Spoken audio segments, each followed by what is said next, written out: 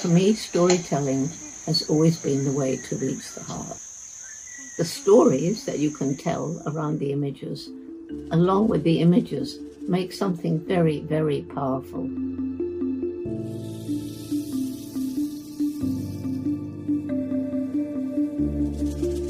Science and technologies, especially satellite imagery, are absolutely essential because people's livelihoods, natural resources, and biodiversity are connected to each other.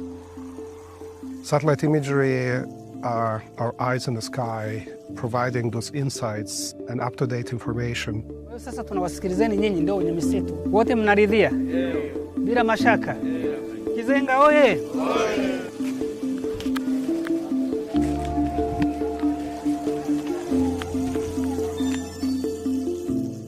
Going around the villages at the beginning of our Tukari program, helping the villagers understand the importance of conservation and what the deforestation was actually doing to harm them.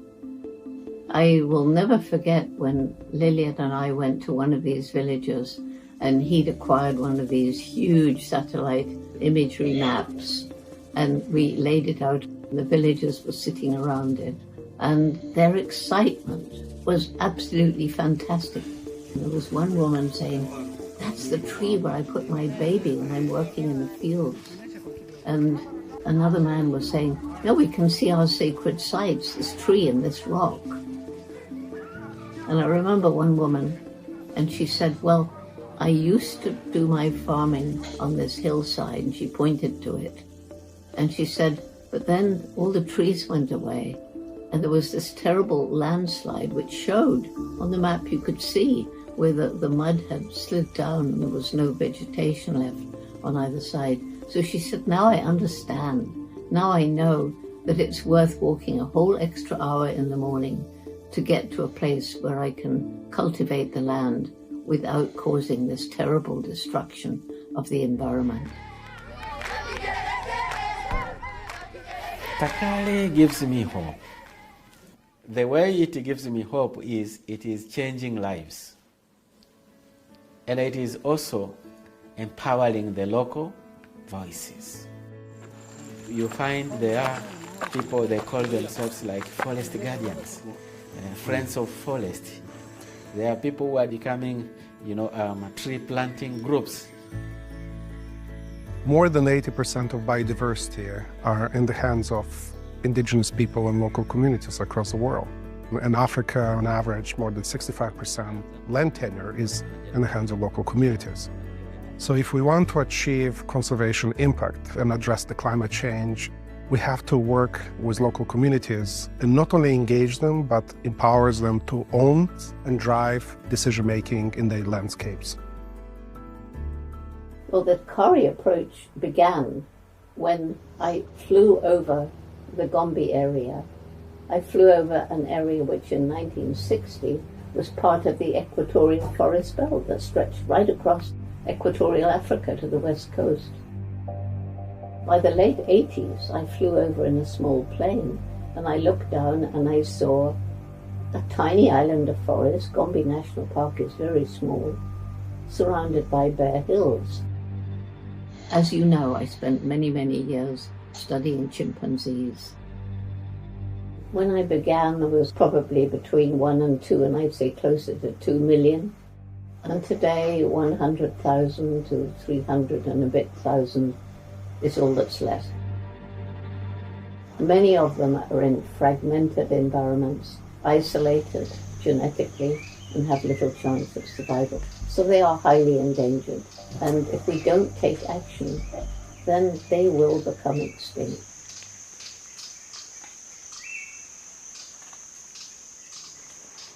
The NASA satellite data helped us understand what does it mean to be a chimp. It helped us understand where to protect them. NASA supports, launches, and maintains and manages constellation of different satellites, and some of them going all the way back to 1972. By providing this data to the conservation community, it helps us continuously monitor the chimpanzee habitats. The chimpanzee habitat suitability model, developed with support from NASA and University of Maryland, includes more than a dozen variables directly extracted from Landsat satellite imagery. It includes NDVI, it includes percent tree canopy cover, it includes tree heights. Using conservation standards approach and dashboards, we take these models and turn them into habitat health indicators, into actionable information people on the ground can actually work with. And the conditions of the forest can change quite rapidly due to illegal logging, mining, or any other threats. So this information is updated in near real time, so that conservation decision makers can see the individual threats affecting chimpanzee habitats from village to national scales and across the entire chimpanzee range in Africa. And this NASA data helps identify areas under threat of illegal logging or fire damage where local managers could be deployed to mitigate the threat. In addition, mobile apps enable community members to become involved in not just tracking changes in the habitat, but to be active in enforcing the protection of the village forest reserves from degradation. Community leaders have even used this data to inform their village land use planning, voluntarily moving farms away from areas where forest restoration would lead to the greatest gain for watersheds and people.